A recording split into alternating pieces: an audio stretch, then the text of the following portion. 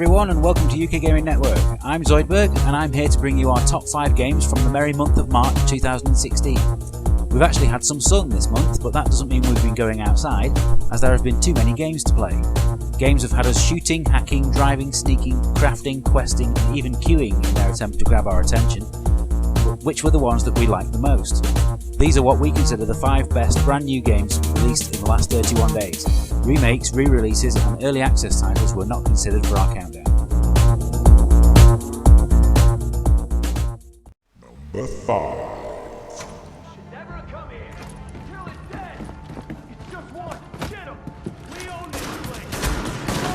We really need to stop underestimating Ubisoft. Tom Clancy's The Division marks the 3rd time in 4 months that we've played one of their games with low expectations and come out hugely surprised. It probably didn't help that before release everyone was comparing it to Destiny, a game we didn't really like. The vision of a quarantined New York City is stunningly realised, but that would all be for nothing if the gameplay itself wasn't enjoyable. Thankfully it's one of the most satisfying shooters we've played in a long while, with an excellent cover system, well laid out levels and some meaty weaponry. Like all MMOs, it's a game that's been designed to be played with a group of like-minded friends, but what's surprising is just how good it is as a single-player game too. There have been times where this has rivaled even Borderlands for single-player thrills, so even if none of your friends are interested in joining you, it's still a game well worth playing.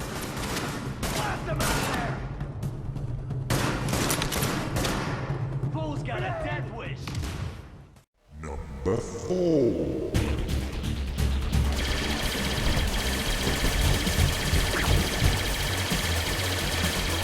As avid retro gamers here at UKGN, we tend to have a soft spot for games that bring back memories of the arcade cabinets of old.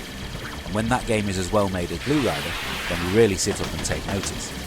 It's a beautifully made twin-stick shooter with a crisp and clean visual style, enabling you to concentrate on shooting the enemies and avoiding their bullets.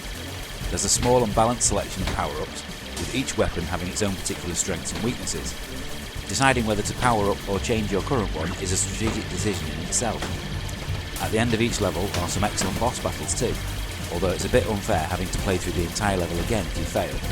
What keeps you playing and coming back for more is the excellent scoring system, which encourages you to take risks to maintain your multiplayer. Let's hope this game comes to consoles too, as it deserves to reach as wide an audience as possible.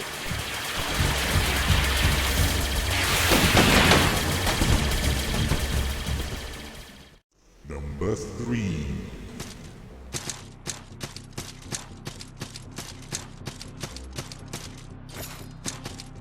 With The Dishwasher, Scar Studios announced themselves to the world by producing a tough and fantastic looking 2D version of Devil May Cry.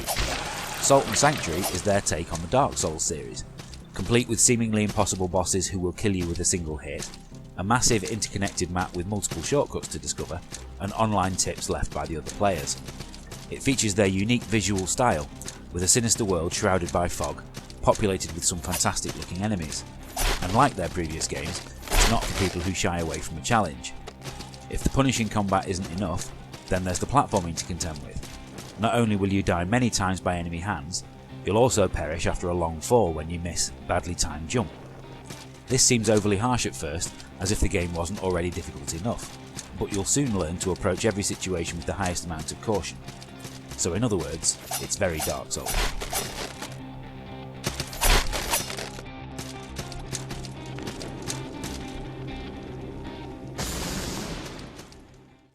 Number 2.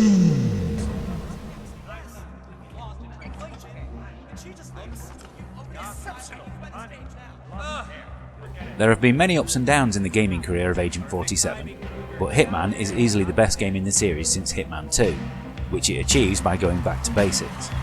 You have the freedom to complete the contracts in any way you see fit, allowing you to explore the levels and experiment with methods, and you'll discover lots of interesting opportunities too.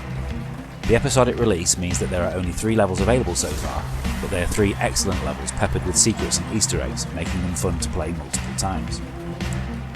Whether you're a Hitman newcomer or a series veteran, it does a superb job of introducing the systems to you, and even when you finish the missions, there's a regular supply of additional contracts being supplied by the community. And it has a concrete release schedule too, with new levels already confirmed as coming on a monthly basis to flesh out the package.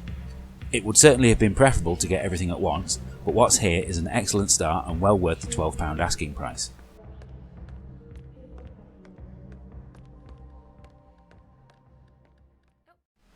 Number 1.